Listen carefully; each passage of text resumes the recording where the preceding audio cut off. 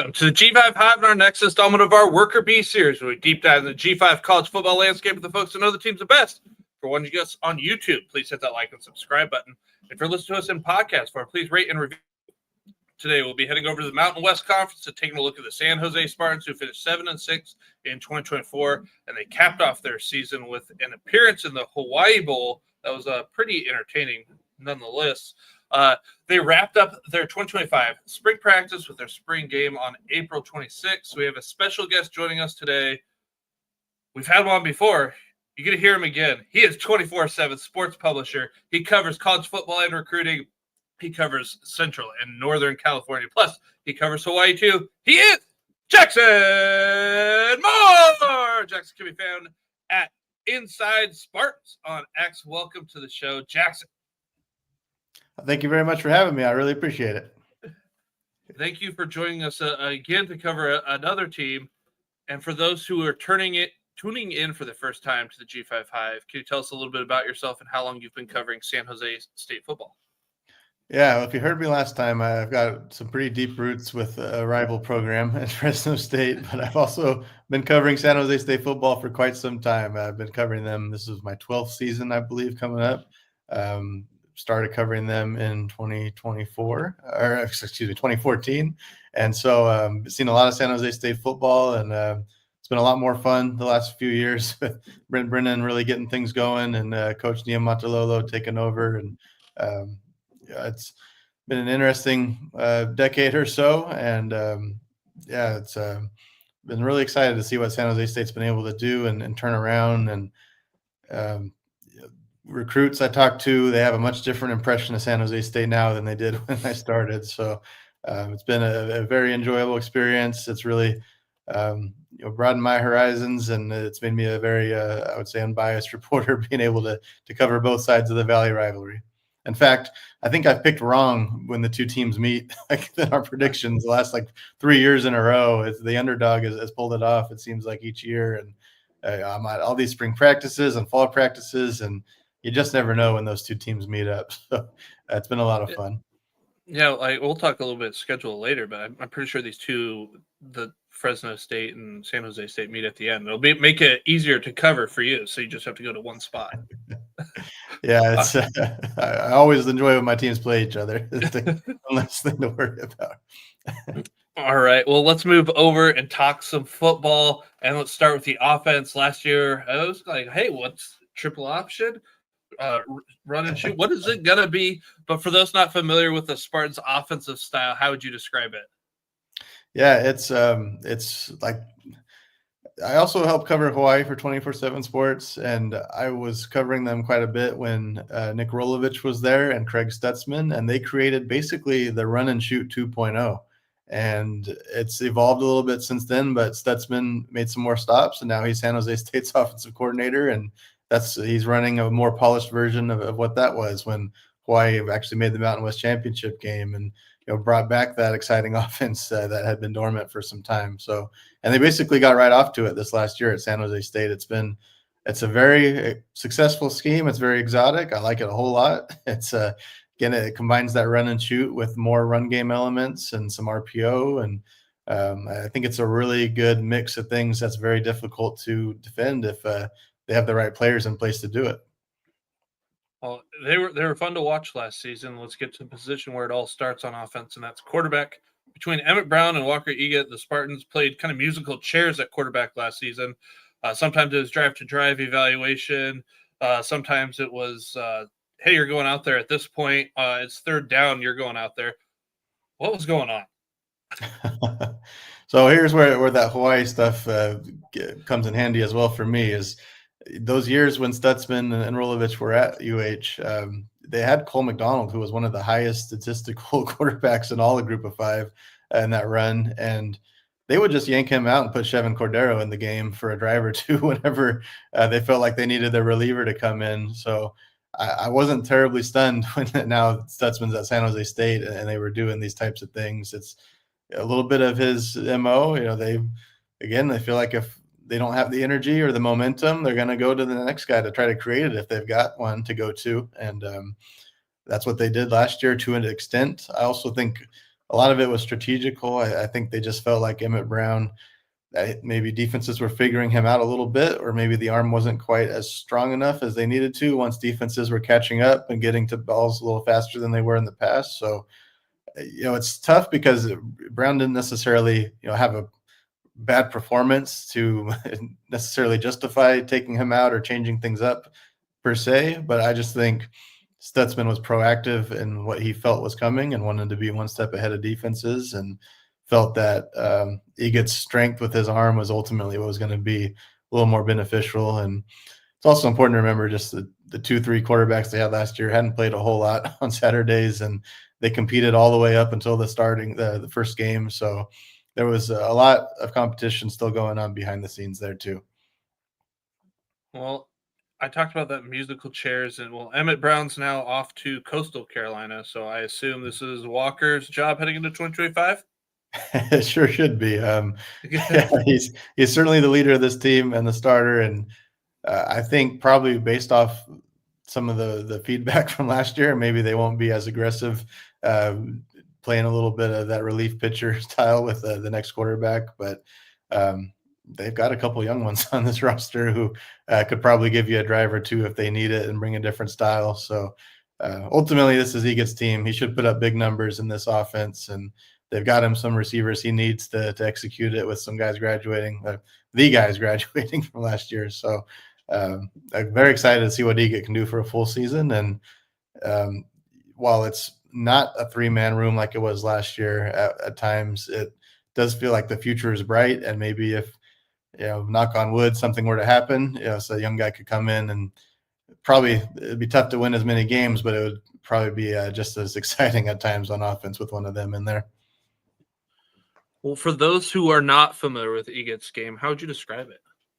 Yeah, he's a bigger quarterback. He's 6'3". He's broad-shouldered type of guy. He's got a big arm, slings it. He's been at San Jose State now for this is year 5. He's been waiting his turn. He's just, was a 3-star guy, a low-end one that had one other FBS offer, and kind of been just a little bit in the background throughout all this time. And you kind of feel that personality a little bit as he steps into the forefront. He's very humble, and seems like a genuine guy that is just getting his shot to lead a college football team. And I think a lot of the players have bought into that. They like him. He's a good leader by example. And on the field, he's got that arm they need there. San Jose State's going to throw it deep more than anyone in the country, and he can certainly do it. So they're going to take as many shots as they can when he's out there. Has anyone stood out for that number 2 role? Well, they did, but there's a new entry into the field now. Tama Amaloa, he's a 3-star from Hawaii, early enrolled, which is a rare thing for San Jose State. I'm sorry, Tama Amason. He just kind of from the beginning of spring, it looked like he might be emerging as the number 2 quarterback, and then when they had the spring game, Amasone just really took off, had highlight after highlight, and looked like the obvious future to me, just about. We're 1 year off from getting to the next era of the San Jose State offense. But then they go out and they get Robert McDaniel, who was committed to Cal and then Arizona and then enrolled at UCLA, and then took off when the Bruins brought in some big-time quarterbacks here after spring. So, they've got 2 quarterbacks that are normally not the kind of guys that are waiting in the wings at San Jose State. And then they've got Nick Rolovich's son, Daniel Rolovich, committed for 2026. So it's going to be one heck of a quarterback battle in 26 after Eget moves on. But certainly if someone has to step up this year, they're going to be very green. I think Amasone is a guy that just with his athleticism could be a change of pace if they decide that they need to implement that a little bit. We talk about Tama and the change of pace. How would you describe his playing style? Yeah, it's when I think of the Hawaii offenses that they had success with over there, the staff, Stutzman specifically, you think of kind of a smooth athlete. They used some read option and RPO in that scheme at that time, and Eget wasn't necessarily the guy I anticipated running this offense because he's a little stiffer and he does have that big arm, but he's not necessarily a runner. So I think Amasone is a guy that really fits this offense very well. That was some of the things that could be in the playbook if they had a more mobile quarterback. And just we saw in the spring game, he had quite a few highlights, both with his legs and his arms. So we'll see how that stacks up to the incoming Robert McDaniel. But again, I think that's the biggest thing right immediately, is that if they do want to change the pace, or if Eagle's not having a great day, they've got a very different quarterback with Amasone ready to go. Well, moving over to the running game, this is practically unheard of in the G5, but the Spartans returned every running back that took a snap in 2024. I don't want to say practically. I think it's unheard of. Floyd Chalk IV accounted for 62% of the running back carries and had 10 touchdowns last season. Jabari Bates accounted for 24% of the rushing share in this room. The staff brought in 0 transfers. I'm assuming we're going to expect a lot of the same here in 2025 that we saw in 2024. It should be. The one caveat is that Lamar Radcliffe was a big-time true freshman get for them last year, and they were a little conservative with him and made sure he was ready to go. And at the end of the season, they let him loose a little bit. So I could certainly see the share tipping more his way than it was last year. But otherwise, Floyd Chalk is still Floyd Chalk, and they're going to utilize him. And Jabari Bates is, the kind of the lightning to Chalk's thunder a little bit. So they've got the 3 options they like. And that's one of the big things in this spread and shred offense is, I don't know if I actually use the term in describing what it's called, but the run and shoot 2.0, so to speak. It's run and shoot passing game, but as soon as you empty out the box and try to cover the passing game, now in the spread and shred, that's when they're going to gash you with the running game. And so in a lot of ways, I think they feel like the O-line and the running backs are kind of interchangeable from year to year, or from play to play in some cases for the running backs. But I do think Radcliffe has an extra gear. If he reaches it, it could be a difference maker in there. And you talked about Radcliffe and getting to use him, or we might see him a little bit more. And you talked about Chalk having the thunder to Bates lightning, or the lightning to the thunder. How would you describe Radcliffe's scheme?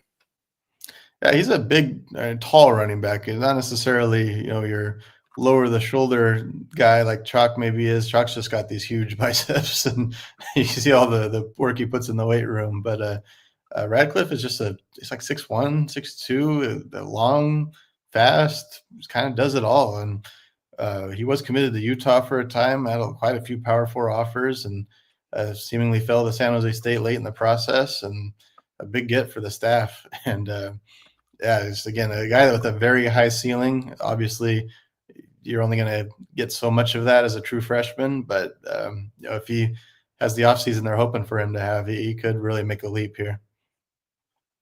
Well, let's move over to the wide receivers room, and this is, I think, the room that everyone's talking about. Unlike the running back room, though, this receiving corps will look a lot different. The Spartans graduate Justin Lockhart and first-team All-Conference and Triple Crown winner Nick Nash. Trayshawn Hurry is also out as he's off to Louisville. I believe many people are excited for Matthew Coleman, as he seemed to have seamlessly just step right into Nick Nash's role during that bowl game, catching 12 balls for 119 yards and a touchdown. But did anyone stand out to you in the spring? Yeah, definitely.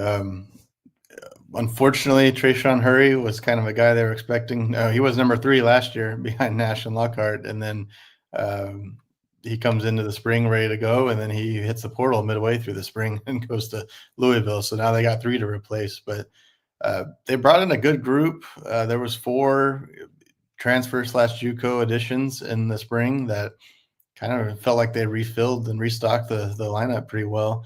The big ones are Leland Smith on the outside and Danny Scudero at the slot. Scudero had a big redshirt freshman year at Sac State, had some pretty impressive numbers there, and he's not 6'3" like Nick Nash is. He's more of your 5'10", but as mentioned with Hawaii, those were the guys they usually had in the slot. So maybe even more of a natural fit for this offense. It's not realistic to expect him to have Nick Nash numbers, but could be a guy that comes as close as you could hope for to get there. Between him and Coleman, I think they've got 2 really good slot options. And then Leland Smith, he's been at Purdue. He was a junior college, big-time recruit. He's been a couple of different spots now, and just a very impressive athlete. He's like 6'3", 6'4", not lanky. He's got big. You can see the work that he's put in the weight room. He's fast for his size. It's just hard to believe that um, if he can put up the numbers that his measurables and athleticism looks like, it's going to be such a great get for San Jose State here right off the bat. There's a few others: Malachi Riley, Jahari Johnson. You mentioned Coleman. Cooper Hoke is a guy that is right there with that group. So I think they're pretty solid 6 deep at receiver. You got to have some star power to run this offense, and I think between Smith and Scudero, I think they've got it. Well, last season, Lockhart lined up on the outside while Nash made the slot. The duo combined for 157 receptions, 2,365 yards, and 21 touchdowns. Who do you believe takes over for Nash there in the slot and Lockhart on the outside? Yeah, I think it's going to be a little bit of a committee in the slot between Scudero and Coleman. I think Scudero, they really have high expectations for him. It's going to be tough to take him off the field too much, but Coleman also had a 100-yard game in that bowl game and has chemistry and experience with Eget. So a little bit of a committee. I think the two of them are both going to be huge for this offense. And I think Smith has definitely planted his flag on the outside. They got to find one more on the outside too. And could be Hoke, could be Riley, could be Johnson, could be another potentially from that room. So it would be nice if they could get Coleman, Scudero, and Smith all on the field at one time. I don't know if they want to take off a tight end to do it, but again, that second team group of receivers, one of which is going to need to start here. I think that's a pretty good group as well. Well, now that Falcons wide receiver Nick Nash, he was leading the wide receivers for this team a season ago. He came close to doubling Lockhart in terms of targets, but roughly the same number of route runs. With Nash gone, who do you think steps up to be the lead wide receiver in this offense in 2025? I think it'll balance out a little bit more. I think Nash was just so good and so effective in the scheme that he had the numbers that he did. Usually they are going to lean towards one outside receiver. So I think this is one where you could see maybe a Smith and Scudero or Coleman kind of having even numbers. It's not unrealistic for this offense to produce 3,000-yard receivers. It happened at Hawaii a few times. It's just a matter of who gets comfortable and how much they rotate, again, because I think they do like their receivers about 6 deep right now. And if they really spread out the targets, you won't have too many individuals that get to there. But I think there's a lot riding on Smith and Scudero right now. We talked about maybe not wanting to take the tight ends off the field. If you were to describe how the tight ends are utilized in this offense to somebody who's never caught a San Jose State game, how would you describe it? Yeah, they are a bit of an X factor. They're really the difference personnel-wise from run and shoot and spread and shred. You look at a run and shoot offense of a decade ago, you wouldn't have a tight end on the roster, let alone on the field as a every down position. So you're looking for a guy that can be a slot receiver and can also be your extra blocker when the numbers dictate it in the box. So you got to do a little bit of both. It's a position that can, again, rack up a lot of numbers because the slot receivers in the run and shoot and the spread and shred are going to get a lot of targets. And you're basically just a big slot receiver if you're a tight end at times. And then you also need to be a guy that can win in the trenches and give you some numbers when you do run the ball. So I like the way they've implemented it. Other run and shoots and air raids have installed tight ends, and I don't know necessarily how natural of a fit it is unless you just have a stud who can be a receiver. But I think schematically this one uses the tight ends the right way. Well, Jacob Stewart and Jackson Cannon were utilized last season, but Stewart's moved on to Louisville. Do you think that means an increased workload for Jackson Cannon in 2025, or is there somebody else that's poised to join him as that kind of 1-2 punch there at the tight end position? Yeah, there's definitely a lot more on Jackson's shoulders now. That was another move that happened right in the middle of spring, and I think that one probably caught him even off guard more than the hurry exit. So They've been working on backfilling that.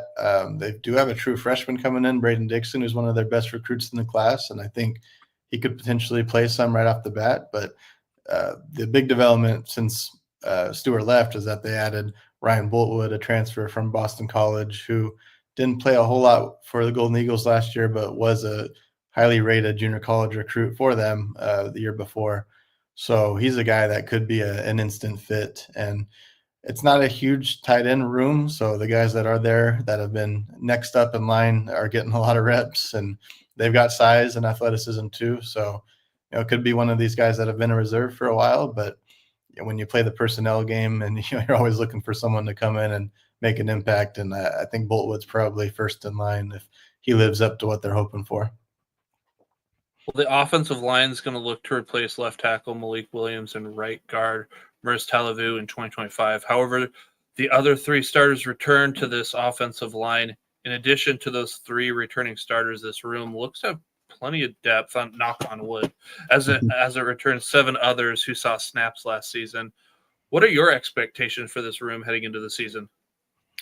Yeah, it's I think with this scheme, it really helps. On paper, this should have been an O-line that had a lot of struggles last year, but this offense, they get the ball out so fast at times in the passing game.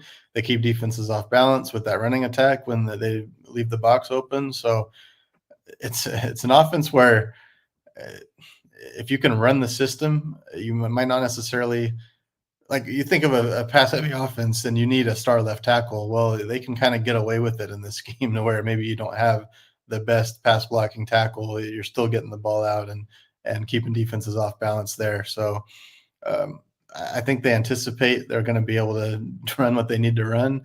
Losing Malik Williams at left tackle is a bummer, especially because he has some more eligibility. It looks like he's going to be at New Mexico State, I believe, last I heard. So some logistics issues there that they would have loved to have had him back, but won't.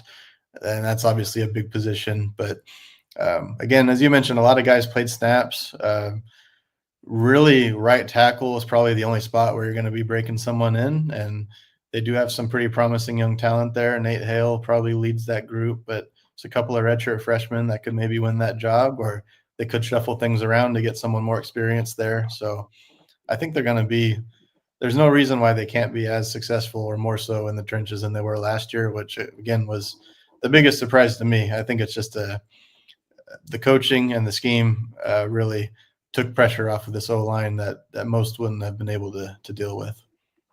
With all the guys coming back in this room, who does this line look to as the leader of the offensive line?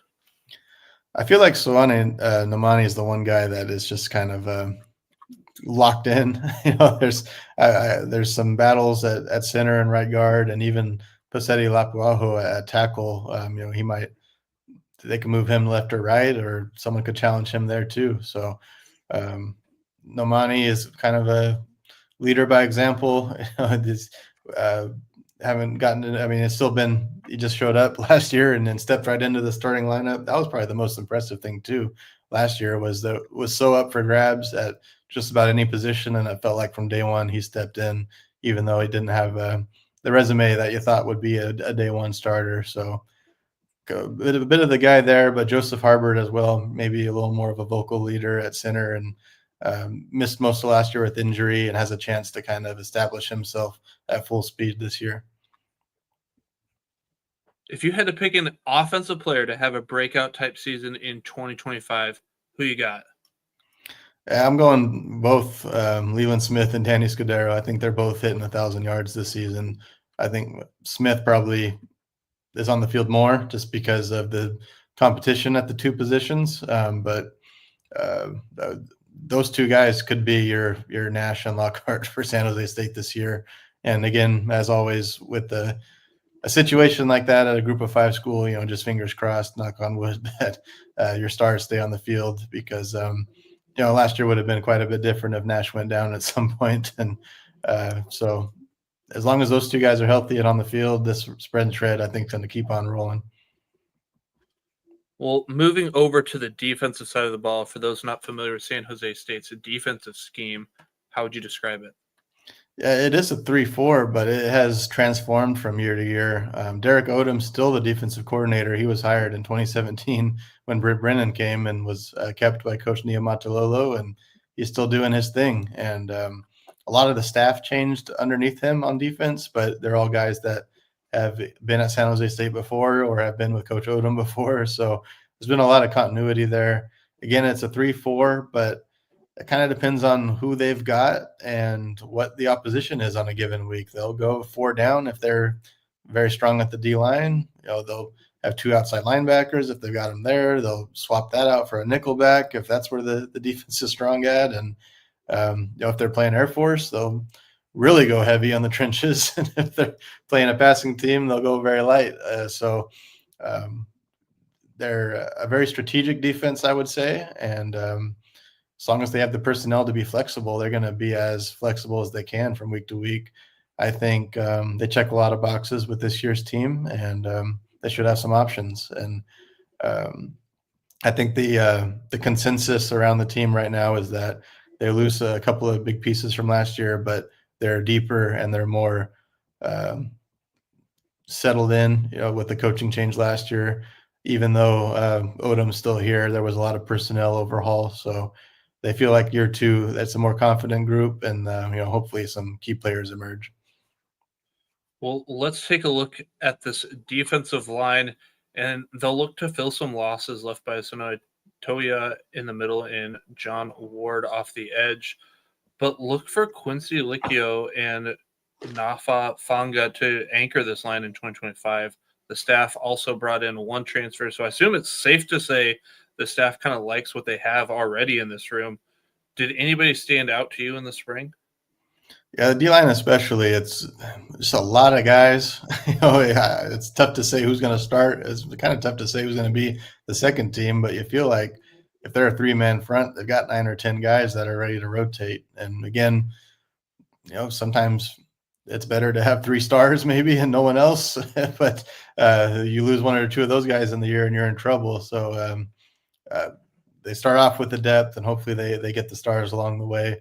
Nafafanga really had a good spring. He's kind of the guy at nose right now. He's going to be the best answer to losing Swane Toya, and probably not a guy that has huge numbers just because of the nature of that position, but is going to be very critical for the defense. And a D lineman that I'm really looking forward to seeing is Justin Stearns.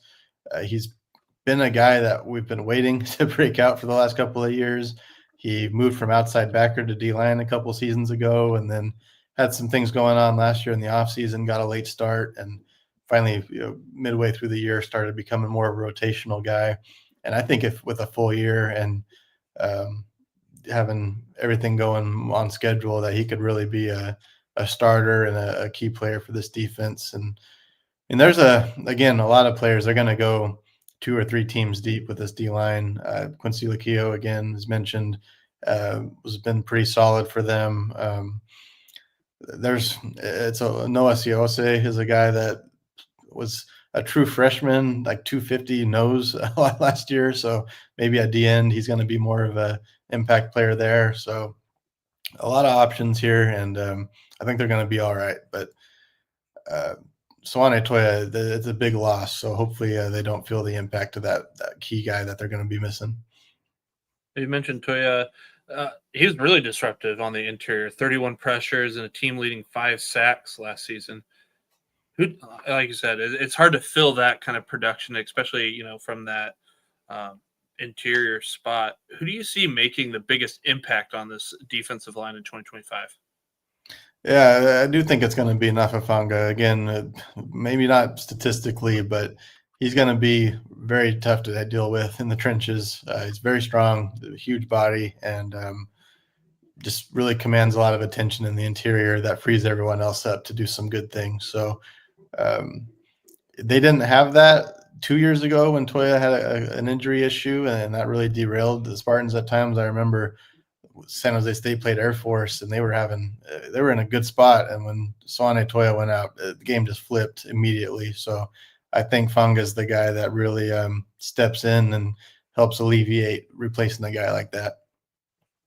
Well, this linebacking room looks pretty good on paper while the Spartans lose Jordan Cobbs. And the team returns Tani Latu and first team all conference linebacker Jordan Pollard. Pollard led the Spartans in tackles last season with 110.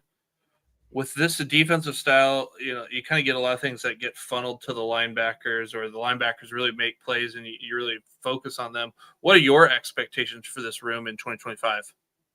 Yeah, having Jordan Pollard is huge. He's pretty much a guy in this day and age you just assume is going to get poached, and he never left. Or I'm sure there was people trying to get in his ear, and it never led him to leave. So that's huge for this defense to have a returning first team all conference linebacker. Same for the quarterback. I didn't really cover that, but he gets like one of three established starters basically in the conference, and you factor in your captain on offense and defense at those key positions.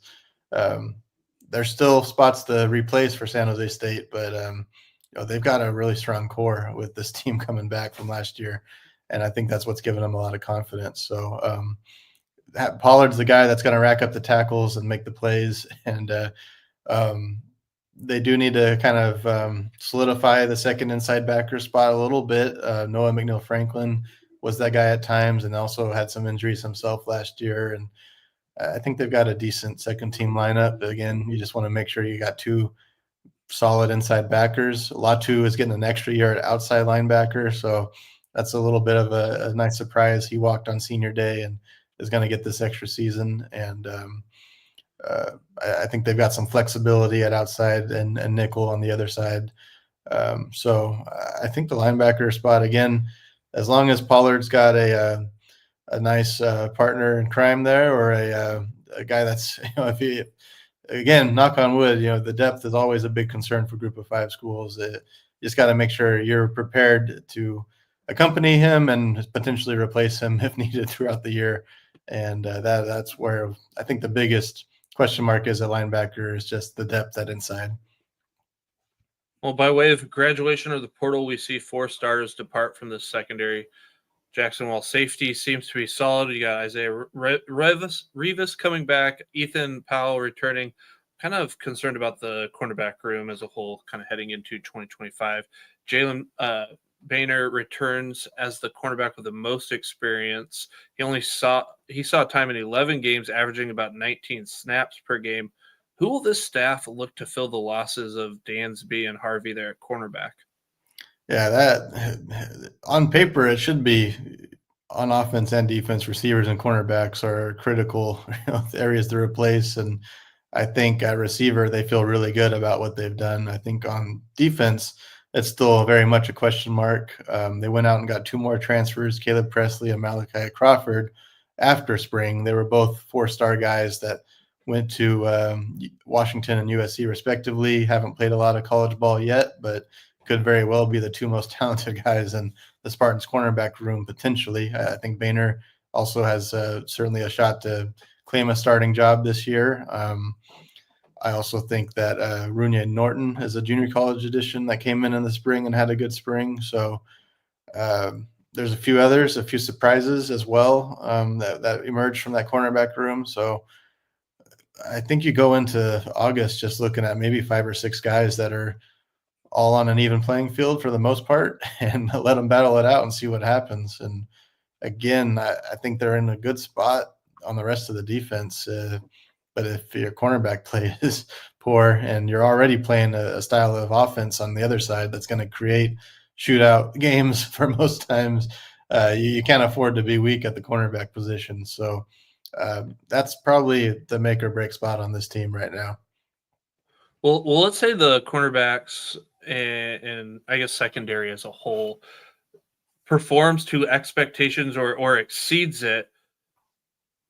That room's successful because of who?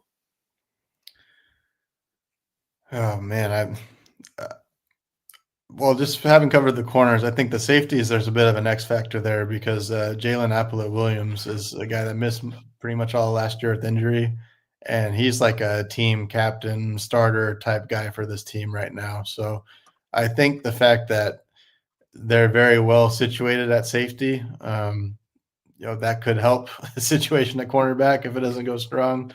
but ultimately, it goes well just if two guys step up, and you can basically pick any of those cornerbacks out of that room. And the most obvious thing is for Crawford and Presley to both come in and have big years and just replace the guys that left in the portal. That would be the easiest way for this defense and team to move forward. But again, I like Vayner.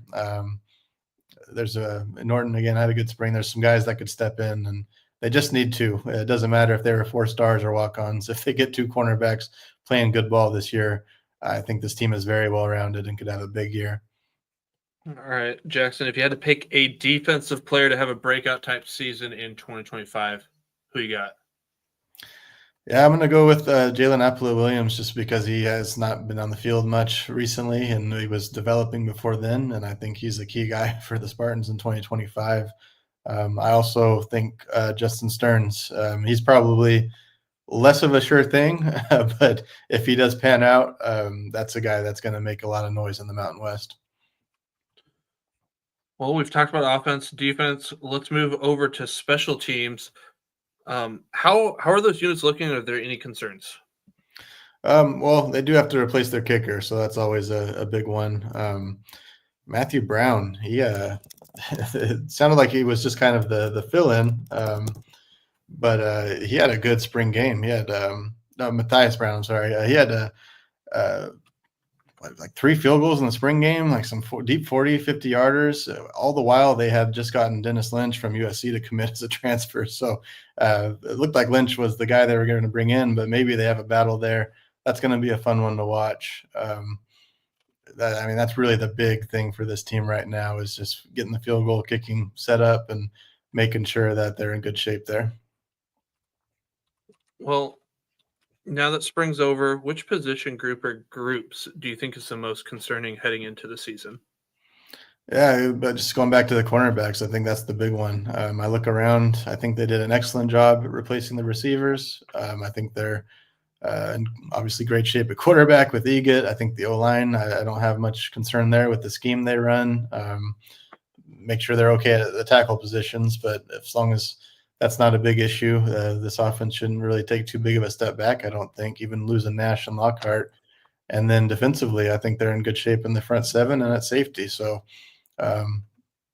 stay healthy and maybe that's the bigger worry is, there's about 5 guys in this team that really need to stay healthy, and then they need 2 cornerbacks to play good football. And if they do that, I think San Jose State has every right to believe they can win a Mountain West championship. You kind of talked about it a little bit at the beginning, how the perception of San Jose State has kind of changed a little bit. And in today's age of NIL, revenue sharing, the transfer portal, how has it changed the Spartans' recruiting philosophy?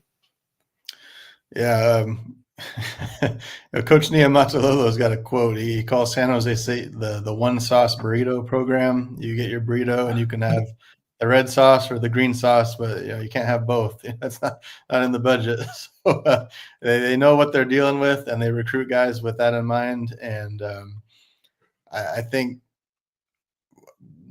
I was concerned about this program in the portal just because I didn't think they were going to be able to keep up NIL wise and attract players, but I think this is probably the best portal class they've had, even more so than pre-NIL. I think this coaching staff is well connected, and I think there's just a very strong family environment that players really enjoy. And so if they're battling with a program that has NIL head-to-head, it's probably going to be a challenge outside of some factors that could go their way. But I think they're doing a really good job finding players that are good fits, that are not necessarily even underrated talents. You look at a guy like Ryan Boltwood, who was one of the top junior college tight ends in the country last year. He didn't play much at Boston College, and he probably didn't have a ton of offers in the portal, but that's a guy that they would have never won the year before as the number 3 or JUCO tight end. So they're getting 4 stars from the Power 4 level that are looking for playing time. I just think they've navigated it very well. They've recruited junior college pretty well, and they weren't lacking talent before that either. So it's been, I don't know what happens long term, but I think the staff they've got right now is really making the most with what they've got. Well, what is the vibes around town? Because you got a new coach comes in. and it sounds like he kind of did everything right. He was at like all sorts of events, pro events, really kind of championing the change there at San Jose State, and then they have a pretty successful season. What are the vibes like there? Yeah, athletic director Jeff Konya made a great hire, and I think it's not just because Coach Kenia Matulolo has all his experience and his success. It's the culture. Again, leaning on the Hawaii experience when Nick Rolovich left and they hired Graham Harrell. I think anyone that follows Hawaii knows what a cultural disaster that was for that program. You had a players coach going into a disciplinary situation, and I was really concerned because Brent Brennan was such a players coach and such a family environment. And um, we always ask Ken Niumatalolo, what's the difference? What's the culture like? And every time it was, well, my culture is not that much different from Coach Brennan. It's not. We're going to do things differently. We're obviously going to run a different offense, but it's going to feel similar. Where there's going to be some things that change a little bit, but it's not a major overhaul.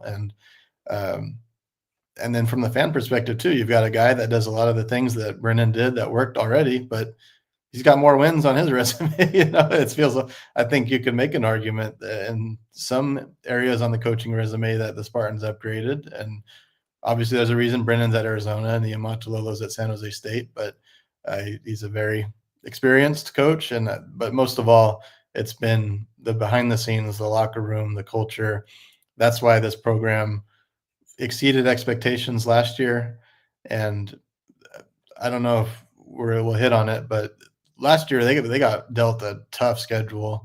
I thought they had a good team, and I just didn't know where the wins were going to come from.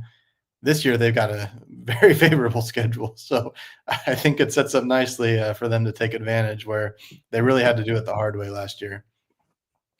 Well, we'll get into that schedule here in a second, but how do you feel like the staff there at San Jose State's doing navigating the portal?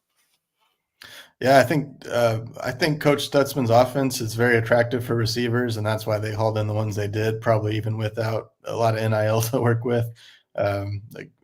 Yeah, I mean, they again, 4 guys committed right around bowl time last year, and they've just been very excited about the group they brought in. So that's been the biggest thing. They haven't had to fill a lot of spots. Cornerback is obviously the other big one, and they did it after spring. So um, again, I wasn't sure if those were feasible players for San Jose State to bring in, but they've definitely proven that they can do it.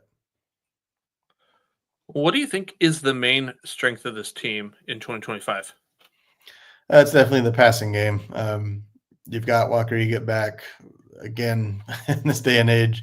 He didn't necessarily have a full 13 games last year to put up huge numbers because of the situation they ran, but not many Mountain West teams have starting quarterbacks back. Not many Group of 5 teams have starting quarterbacks back. Anyone that was wanted by the Power 4 just about was taken. So they've got him back. And again, even though you lose National Lockhart, I think they've got a good group of receivers. And I don't think they're going to be overly concerned with the O-line based off of the scheme they run. So it's all set up for them to be just as good through the air as they were last year. Obviously, no one's going to replace Nash, but they're going to be very effective with this new version of the offense. Well, what does success look like for the Spartans here in 2025 in year 2 with this staff? I think it's competing for a Mountain West championship. I think Boise State's obviously the favorite coming off what they did last year. But a lot of teams gave them a tough fight last year in the Mountain West, even with Ashton Genty. Spartans being one of them for a while. It got away from them late, but they don't have to play Boise State on that schedule. So that's one thing they got going for them in the regular season. And they've got one bad game at Texas. And I think the San Jose State could win 9, 10, or 11 games this year and still lose that one by an ugly number. But that game's not going to define them as long as they come out healthy. So I think close to 10 wins and competing for a Mountain West championship success for this program this year. And it's a small margin of error. They could fall a little short. I think it would still be a good year, and they could also get over the hump and win it. So I think that's kind of the expectation level for this team right now. Well, I'm not so sure Texas would be the type of program that would come out to San Jose State to play, but good. It's probably best that that's an away game and not a home game. But and you talk about them not having to come across Boise this year. Is there a part of this schedule that you view as like the tipping point? Like we got to get to this by this point, or like this is a crucial part of the schedule that's going to help achieve that success that you just described? For me, just really the tipping point is whenever you play a team like Texas, you are concerned about an injury, and with you're playing a more physical program, and so I just feel like if they get out of Texas healthy, and not discouraged by any means moving forward if it doesn't go very well, that they're going to be in good shape. But there's some tests early, even Central Michigan right off the bat. That's one where if you're not clicking in game one, when there's a lot of weird things going on, you got to make sure you get past them. You go to Stanford in week 4 or game 4. That's going to be a big one to. They just beat the Cardinal late last season. I think they can do it again if they again execute well, but not a conference game, which is going to be the big one.